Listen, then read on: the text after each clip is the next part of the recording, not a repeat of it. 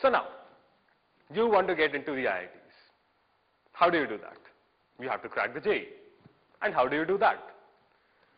Now, quite a few of your parents, relatives, friends, teachers, everyone might have discouraged you sometime or the other in the past, telling you that the IIT JEE is a very tough examination, that the IIT JEE requires something of a genius brain, that the IIT JEE requires something which you are only born with, and something which you cannot work towards. That is, of course, patently false. Take it from us, all of us sitting here. The IIT JEE is not a difficult examination. Read my lips again. It is not a difficult examination. It is just a different exam.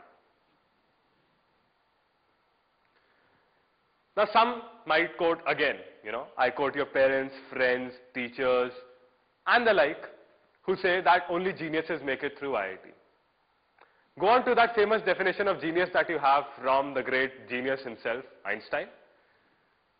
99% perspiration, 1% inspiration. That is what makes a genius.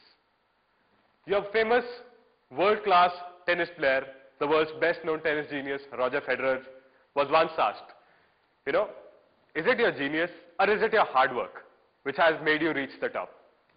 And he replied famously, I've worked very hard on my genius to get where I am. So again, let's get back to the perspiration bit of the IITs. Now, what is it that you need to get into IITs? Let's give you slight ballpark figures out here. 15 hours a week of regular study, not homework, not tuitions, regular self-study. 15 hours a week. Is that a lot to ask for? Make the calculations.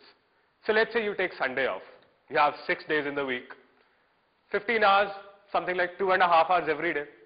You might have heard of people who slog and slog for 14 hours every single day to get through, to crack that one major examination. We are telling you, you need 2.5 hours every single day of focused study. How do you supplement that? Regularly attending your classes and tuitions. Now, very often it happens that you have your peer groups, you have your friends who tell you, chalo yaar, aaj class ditch marte hain. The point remains that at every single point in time, you should be focused. You should be concentrating on your goal. You should have had a prior plan in mind. Let's talk a bit more about the toughness of the examination. As you all might be aware, the JEE is a 6-hour-long examination split into 2 halves of 3 hours and 3 hours each of PCM and PCM. Of course, you could always look at it as a one-day game where you either perform or you perish.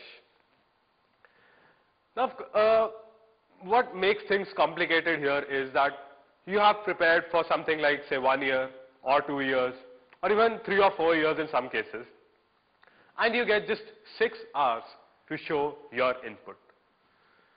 Quite often, this forces many people to act under pressure. Very often, this forces people to make mistakes. Then again, going on to statistics, class toppers often don't make it. People who've been topping your classes in school don't make it through. People who've been topping your tuition batches, your coaching classes, have often been seen to, act under pressure and falter at the very last step. For example, someone who might be capable of getting a 2-digit or say even a single-digit rank might end up with a 4-digit rank. Then again, there are other factors. As you all must be aware, in some major cities, some major coaching centers, they start preparing their students right from class 8th onwards. Which makes it how many years? 8th, 9th, 10th, 11th and 12th. 5 years of preparation. Then again, your study methods, if they go haywire anywhere, you don't study properly something, you mug up a concept instead of understanding it, and you're bound to suffer in the examination. Then again, go on to the month of March, go on to the month of April. You have board examinations, you have other examinations, you have the JEE. You have expectations of your parents peaking at the wrong times exactly.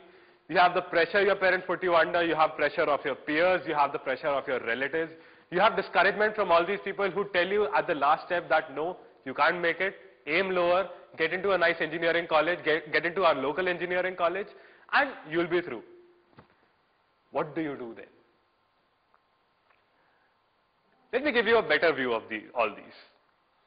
It might appear outwardly as if, everything is stacked up against you and that everything in the universe is conspiring for you to stop you from getting through the JEE examination. It's not really like that. Change your perspective a bit and you'll start understanding things. First of all, as is important for any engineer, this is a quality you have to imbibe. You cannot act under emotional duress. You cannot take stress from expectations from your parents or anyone else. All these, to put it very mathematically, are just variables in the grand scheme of things. Look at them as something that you can, reject. It is not that as if, you have to take care of these expectations or you have to satisfy someone else. Look at all of this as an aim you set for yourself 2 years ago. And it is something that you're rather driving towards. Now it doesn't matter what happens on the side of the road, concentrate on the road and you'll get there in due course of time. A bit more perspective. The joint entrance examination is not a selection examination. I repeat, it is not a selection examination. It is an elimination exam. The weaker get weeded out, the stronger, the better prepared get taken in. So if your preparation is good and if you're confident of whatever you've understood, not for one moment should you let this sink into your head that you cannot make it through JEE because there are other people who are intelligent and who've been outscoring you at tuitions and all. If you're good, be satisfied with the fact that you will make it through. Be confident of your preparation.